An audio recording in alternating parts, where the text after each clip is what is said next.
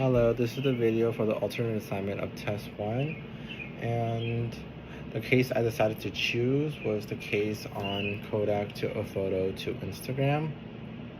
And I chose this study because I think it's a great representation of the theory of disruptive innovation. Because the theory talks about how a new technology, in this case Instagram, which was once seen as inferior, can replace a well-established and profitable company, which in this case would be Kodak. And the first criteria of the theory that I'm going to talk about is audience.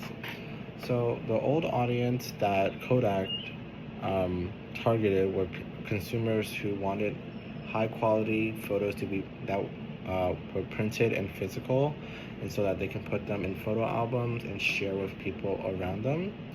But due to the rise of social media, the new audience now became people who wanted to share photos instantly online with their families and friends.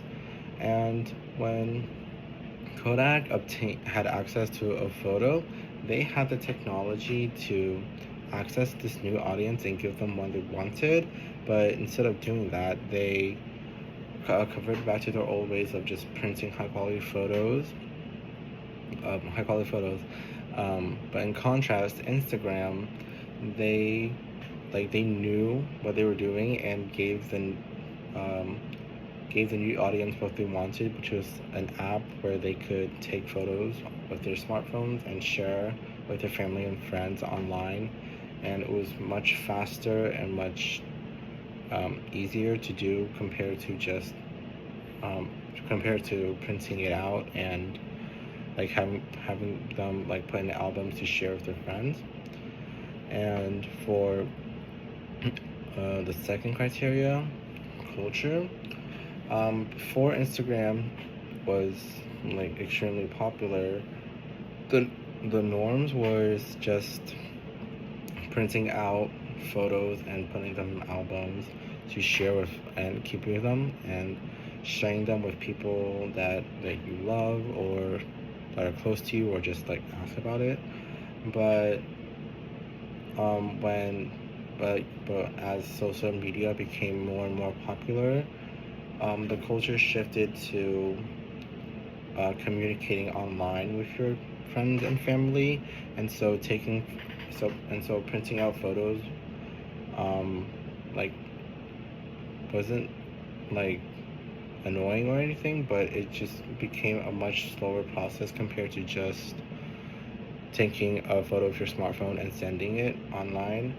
And so that's where the culture shifted when Instagram, the new technology, became more popular. And as for the next three criteria, I'm putting them together. So speed, scale, and impact are the next three criterias, and I feel they could be bunched together. So when Facebook had bought Instagram in 2012, the speed at which this new technology was growing was incredible, because globally, Instagram had reached millions of users in just a few years. And I looked it up online, and it said about 30 million when Facebook had first acquired Instagram. And this just shows how big of an impact Instagram had, because Kodak, which was once a photography giant, had become obsolete, and people are just now only using Instagram because it revolutionized how people interact, market, or express themselves through images. And so it changed industries from journalism to advertising, and transformed photography from a hobby into a core part of daily life. And so that's how much of an impact that Instagram had. And then you also wanted me to talk about how the theory affected modern media, and I'm going to use TikTok as an example of this. So before, TikTok was a huge social media platform people used Vine and Musically and such. But with like since Vine shut down, new technology like TikTok, um, like slowly became a social media giant because it was um, like a new technology that many people didn't really see. Like it was very similar to Vine, but there was something about TikTok that made people like almost enjoy it more than Vine. And so like that's like a great example how this theory still impacts us, because Vine and TikTok, they targeted um, like the same audience, where like people who enjoyed content in short forms, but TikTok in a way created a new audience, in like in the way that like younger younger people were able to freely express themselves.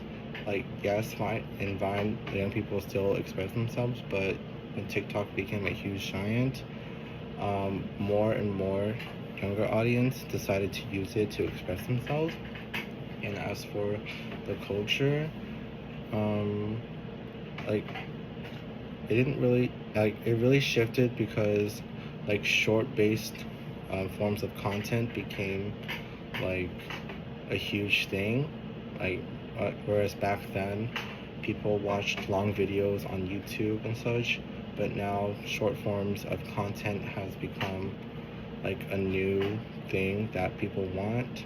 Or like YouTube Shorts became a thing, and Instagram Reels, like they all became massively popular. And like as for the speed, scale, and impact, it's kind of obvious how big of an impact TikTok has on us today. Um, like if you just find a random person on like just anywhere walking around, and you ask them if they like have used any form of like YouTube Shorts, Instagram Reels, or TikTok, like short form content, they'll most likely say that yes, they have used it. And it's clear that like how much of an impact TikTok has had on this, because before TikTok was massive, YouTube Shorts wasn't even a thing, but now that it like short form based content was popularized by TikTok, YouTube Shorts was created to help make YouTube still competitive, I guess. And so there's that. And like the speed and scale, like there's billions of users of TikTok now, and like before, like when it first came out to like replace Vine, there was already millions and millions of users. So yeah.